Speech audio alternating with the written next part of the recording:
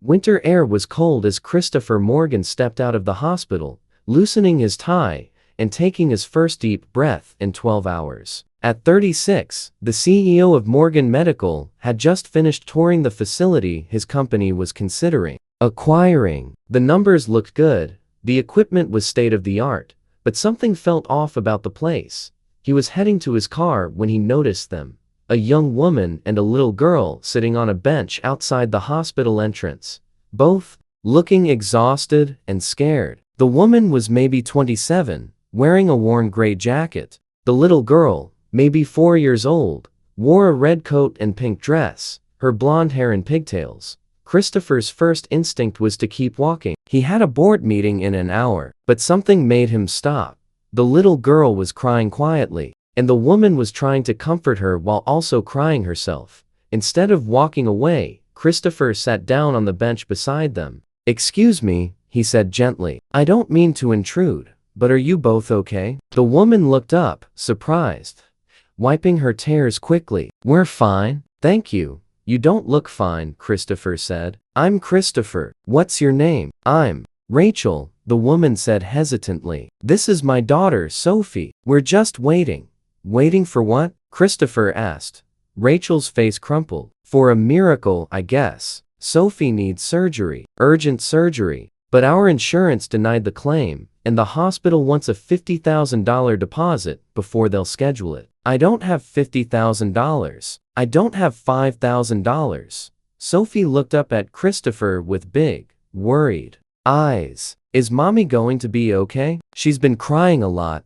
Christopher felt his chest tighten. "What kind of surgery does Sophie need?" "Heart surgery," Rachel explained, her voice breaking. "She has a congenital defect that's gotten worse. The doctors say if we don't fix it soon, she could have serious complications. But I'm a teacher, and I'm a single mother, and I just don't have that kind of money." She wiped her eyes. "I've been sitting here for 2 hours trying to figure out what to do. Apply for loans, start a fundraiser, sell everything I own. I don't know. I just know I can't lose my daughter." Christopher looked at this young mother, clearly at the end of her rope, fighting for her child's life with nothing but determination and love. And he made a decision. "Rachel, I'm going to help you," he said.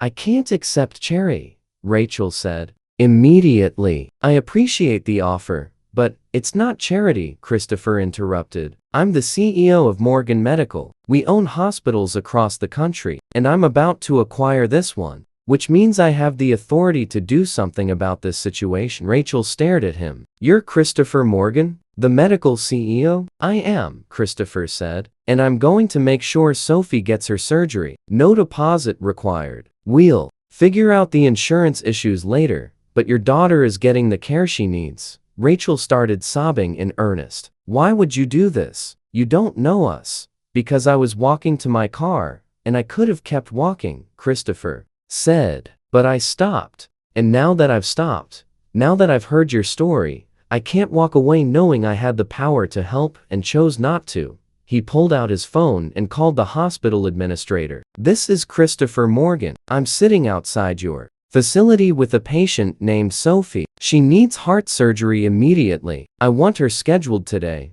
and I'm personally guaranteeing payment. Make it happen." After a brief conversation, he hung up. "Sophie's surgery is scheduled for tomorrow morning. The best pediatric cardiac surgeon we have is flying in tonight." Rachel couldn't speak, just held Sophie close and cried. Sophie looked at Christopher seriously. "Are you going to save me?" "The doctors are going to save you," Christopher said gently. "I'm just making sure they can do their job." The surgery was successful. Christopher found himself visiting the hospital every day during Sophie's recovery, bringing books and toys, checking on her progress. And somewhere along the way, his professional interest in Rachel and Sophie's case became personal. Rachel was intelligent, dedicated, and fiercely protective of her daughter. She was also kind, funny when she wasn't terrified, and showed a strength that impressed Christopher more than any business deal ever had. "I don't understand why you keep coming back," Rachel said one evening as Sophie slept in her hospital bed, recovering beautifully. "Because I care," Christopher said simply. About Sophie's recovery. About you. About what happens next. Christopher. You saved my daughter's life, Rachel said. I'll never be able to repay that. I don't want repayment, Christopher said. But I would like to take you to dinner. When Sophie's recovered. When things are settled. Just dinner. No pressure. Rachel looked at him carefully. Why? Because I've been running Morgan Medical for 10 years, Christopher said. I've looked at balance sheets and acquisition targets and profit margins. And somewhere in all of that, I forgot why my father started this company. To help people. You and Sophie reminded me. He paused. And because when I sat down on that bench instead of walking to my car, my life changed. I want to see where that change leads. Rachel smiled. Through tears. Okay. Dinner. When Sophie's better. 6 months later, Sophie was thriving. The surgery had been completely successful, and she was a normal, energetic 4-year-old with no restrictions. Rachel had returned to teaching, and Christopher had completed the hospital acquisition with major policy changes requiring better insurance advocacy and financial assistance programs. And Christopher and Rachel had fallen in love. It wasn't fast or dramatic. It was slow and real, built on hospital visits and conversations about hope and fear, on watching Sophie recover and learning what it meant to be part of a family. I have something to tell you, Christopher said one evening as they walked through the park with Sophie running ahead. I'm in love with you. Rachel stopped walking. Christopher, I know it's complicated, he continued. I know I'm your daughter's benefactor, that there's a power dynamic, that you might feel obligated. But, Rachel, I love you. Not because I helped Sophie, but because you're the strongest, most genuine person I've ever met. You reminded me what matters. I love you too, Rachel said softly. I've been terrified to say it because I didn't want you to think I was using you or that I was grateful rather than in love. But Christopher, I've fallen completely in love with you. Sophie ran back and grabbed both their hands. Are you two going to get married? Because I want Christopher to be my daddy. Christopher knelt down. Would you like that, Sophie? If I married your mom and became your dad? Yes, Sophie said enthusiastically. Then we can be a real family. Christopher looked up at Rachel. What do you say? Will you marry me? Rachel nodded, tears streaming. Yes, 1,000 times yes.